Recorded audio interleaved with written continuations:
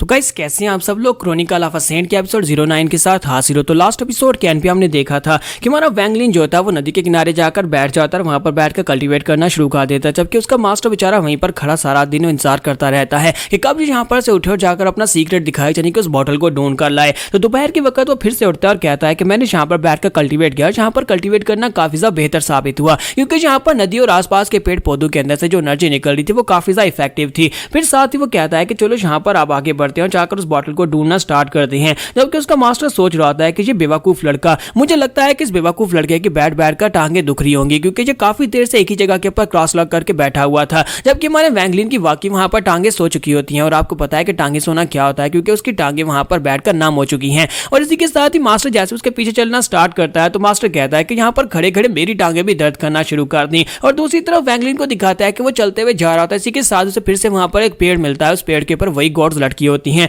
और वहां पर एक गॉड होती है वो पकी हुई होती है। तो वो कहता है कि मैं कितना ज्यादा लकी हूं, मुझे यहाँ पर एक गॉड मिल गई, मैं जाकर मास्टर को ये वापस दूंगा। और वो उस गॉड को वहां पर से उखाड़ लेता है और उसे वहां पर से लेने के बाद वापस आ जाता है। और उसका मास्टर जो होता है वो उससे भी पहले वापस पहुंच जाता है, लेकिन उसने वहां पर से काफी सारी गॉड्स खुद उतारी होती है, क्योंकि वो यही देखने के लिए तो उसके पीछे गया था। तो वैंगलिन वापस आने के बाद आता है और कहता है कि मास्टर देखो मैं तुम्हारे लिए बॉटल ले आया हूं। तो मास्टर उस गॉड यानी बॉटल को अपने हाथ में पकड़ता है और उसे कहता है कि ये वैसे बिल्कुल भी नहीं है जैसी मैंने तुमसे कहा था, जबकि वैंगलिन उसे कहता है कि मास्टर ये बिल्कुल वैसी है जैसी मैंने पहले वहां पर से उतारी थी। पहले मुझे यहाँ पर एक पौधे के साथ ही लगी हुई एक बॉटल मिली थी और उसी बॉटल को मैं यहाँ पर दोबारा से उखाड़ कर ले आया, वैसे ही पौधा था, बिल्कुल सेम टू सेम वैसा ही है। तो मास्टर से कहता है कि नहीं मुझे ये वाली गॉड बिल्कुल भी नहीं चाहिए, मुझे उसी तरह की गॉड चाहिए थी जैसी तुम्हारे पास पहले वाली थी, जिसके अंदर से बहुत सारी की एनर्जी निकल रही थी। तो हमारा वैंगलिन उसे कहता है कि मास्टर यहाँ पर आप किसकी बात कर रहे हैं, कौन सी की एनर्जी निकल रही थी। तो उसका मास्टर वहां पर सोच रहा था कि ये बेवकूफ बच्चा अभी यहाँ पर की कंसंट्रेशन के फर्स्ट लेवल के ऊपर भी नहीं है, इसी वजह से यहाँ पर किसी भी चीज के अंदर से निकलने वाली की पावर को महसूस नहीं कर सकता।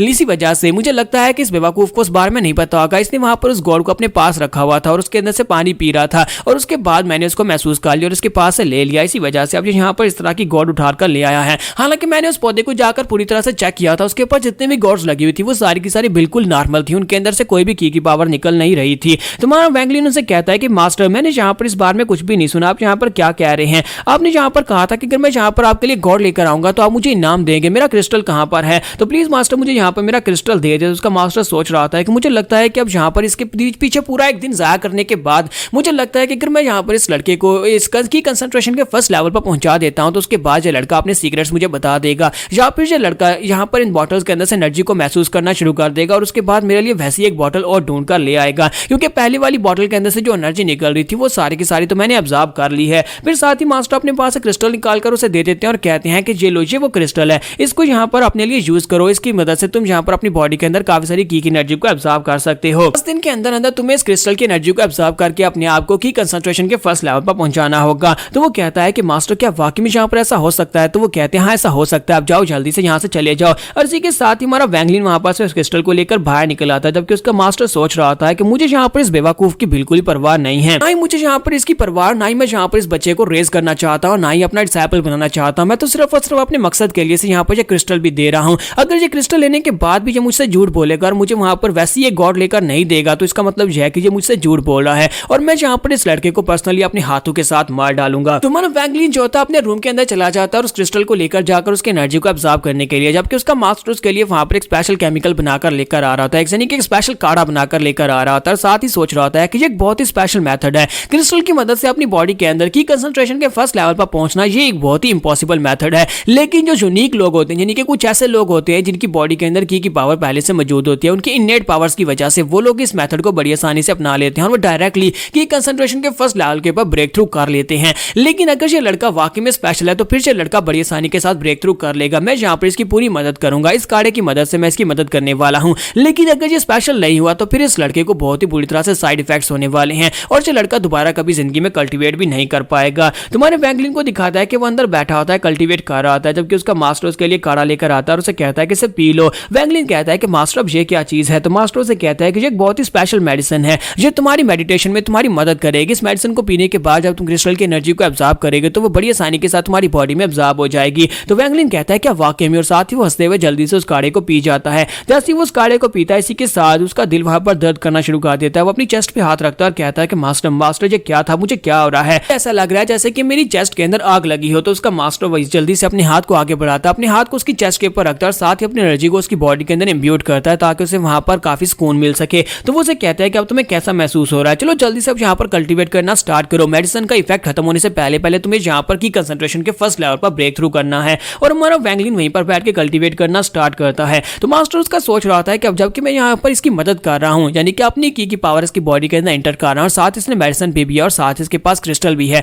तो ये बड़ी जल्दी से यहाँ पर ब्रेक थ्रू कर लेगा अगर ये वाकई में स्पेशल फिजिक वाला हुआ। तो अगर ये स्पेशल फिजिक वाला है तो उसका मतलब यह है कि इसके पास और भी सीक्रेट्स हो सकते हैं। लेकिन इसी के साथ ही हमारा वैंगलिन जो होता है वहां पर उसकी बॉडी के अंदर की पावर नहीं जा रही होती। मास्टर हैरान होकर उसे कहता है कि लड़के ये क्या हो रहा है, तुम्हारी बॉडी के अंदर की पावर जा क्यों नहीं रही। तो वैंगलिन कहता है कि मास्टर मैं यहाँ पर पूरी कोशिश कर रहा हूँ लेकिन अफसोस कि मैं ये नहीं कर पा रहा, मेरी बॉडी के अंदर की पावर नहीं जा रही। तो मास्टर कहता है कि तुम एक बहुत ही बेकार लड़के हो, मेरे पास और ज्यादा सब्र नहीं है कि मैं यहाँ पर खड़े होकर तुम्हारी कल्टीवेशन में तुम्हारा साथ दूं। और इसका मास्टर जो होता है वो गुस्से के साथ उसे ये बोलने के बाद वहां से वापस मुड़ जाता है और कहता है कि मैं यहाँ से जा रहा हूँ, तुम वाकई में बहुत ही बेकार बच्चे हो, तुम तो यहाँ पर कल्टीवेट भी नहीं कर सकते। और उसके वहां पर चले जाने के बाद हमारा वैंगलिन जो होता है उसके सामने नाटनोटंकी कर रहा होता है, साथ ही ग्राउंड के ऊपर गिर जाता है। तो मास्टर उसे छोड़कर वहां पर से चला जाता है। उसके चले जाने के बाद हमारा वैंगलिन कहता है कि मुझे बहुत ज्यादा मेहनत करना पड़ी, यहाँ पर नकली कल्टीवेशन की एक्टिंग करने में काफी ज्यादा मेहनत लगती है, जिसकी वजह से मुझे यहाँ पर काफी ज्यादा मेहनत करनी पड़ी। इस बेवकूफ को क्या लगता है कि जी यहाँ पर मेरे पास से मेरे राज निकलवा सकता है, इसे क्या लगा था कि मैं यहाँ पर बड़ी आसानी से इसका काढ़ा पीकर इसके सामने ब्रेक थ्रू कर जाऊंगा। मुझे लगता है कि जो बुढ़ा आदमी यहाँ पर मेरे पास से कुछ लेना चाहता है, मुझे लगता है कि उस बॉटल की वजह से ये मेरे पीछे पड़ा है और इसे लगता है कि मेरे पास कोई सीक्रेट है। वैंगलिन कहता है कि मैं यहाँ पर तुम्हारे तरीके के मुताबिक तो यहाँ पर ब्रेक थ्रू बिल्कुल भी नहीं करने वाला, मैं अपनी मर्जी से ब्रेक थ्रू करूंगा। इसी के साथ ही अगले दिन फिर से हमारा वैंगलिन जो होता है अपने मास्टर के पास आता है, उसे कहता है कि मास्टर क्या मुझे वो फिर से मेडिसिन मिल सकती है, मैं नदी के पास जाकर बैठकर